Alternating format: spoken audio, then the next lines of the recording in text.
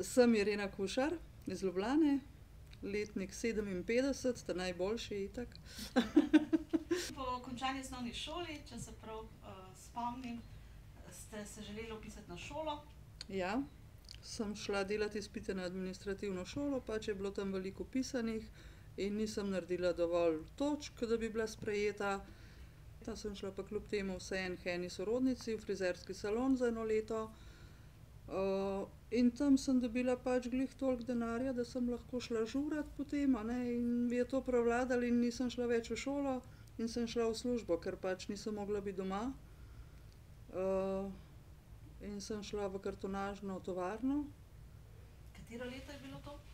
To je bilo leta 74. Ja, in tam sem potem delala v proizvodnji, kjer smo delali navite cevi. In sem uživala v tistem delu. Takrat smo še ob sobotah delali tudi popoldne. Dvoizmensko delo je bilo to? Ja, dvoizmensko, ja. In potem seveda smo šli hitro drugam žurat v soboto zvečer, čeprav smo bili že zmatrani, ampak to je bilo vseeno. Je bil kolektiv pretežno mlad? Mešano. Mešano je bilo, ker je že moja mama delala tam in moja sestra tudi. In potem še svak. A se mogoče spomniš, kako so te sprejeli, kako si se vživela v situacijo, v koliko času si se naučila delati teh prvih vtisov? Meni ni bilo nikoli problem delati, ker smo bili pač tega doma navajeni, a ne. In sem hitro se navadila in bil mi je sam del všeč, čeprav je bil tudi težek, ker papir je večinoma težek, a ne, ampak ja, s kolektivom sem se tudi ujela kar v redu. Imela si dobrih 16 let, če sem jaz zdaj prav računala. Ja, in takrat je itak vse v easy, a ne. Takrat je vse lahko, kar narediš, ne.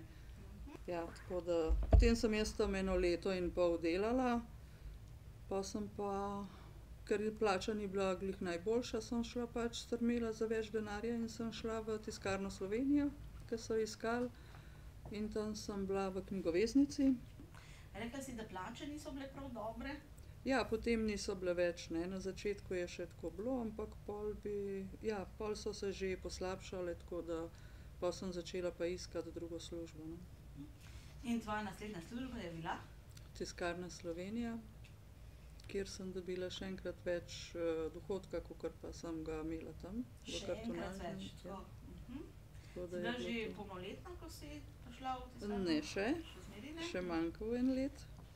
Ja, ker sem 75. leta sem prišla v tiskarno februarja in potem sem tam ostala do decembra 88. leta. Se pravi dobrih 13 let. 13 let. Kako se je pa zdaj delo in okolje razlikovalo od kartonažne? Ja, tukaj je bilo pa več dela z ravnim papirjem, a ne, recimo tam smo imeli vse v okroglih oblikah in tako. Tukaj pa dejansko si dobil polo papirja, tako kot je prišla stiskana, in potem se je iz tega naprej izdeloval izdelek. In ker je bilo več različnih izdelkov, mi je bilo to zelo všeč. Že sam vstop noter v ta prostor knjigoveznice, imam še zdaj tisti feeling dober, ke sem not stopila, vonj po tisti barvi me je presenetil in dejansko sem vedela, da bo to spet nekaj lepega. Torej tukaj si z veseljem in rada delala. Ja, tukaj sem res z Je bilo veseljem. tvoje delo vezano predvsem na knjigoveznico ali si delala tudi v kakšnih drugih oddelkih tiskarne? Ne, tukaj sem dejansko delala samo v knjigoveznici in imeli smo pač različne izdelke, od blokov do knjig, do špiralanja, koledarji, razne posamezne pole, različno, no. Všeč mi je bilo predvsem zaradi tega, ker je bilo veliko pisanega, napisanega, ne, in si lahko tudi kaj prebral, izvedel nove stvari. Ja, uživala sem v tem, no, res. Tukaj je bilo tudi timsko delo in samostojno delo, tako različno, no, ja.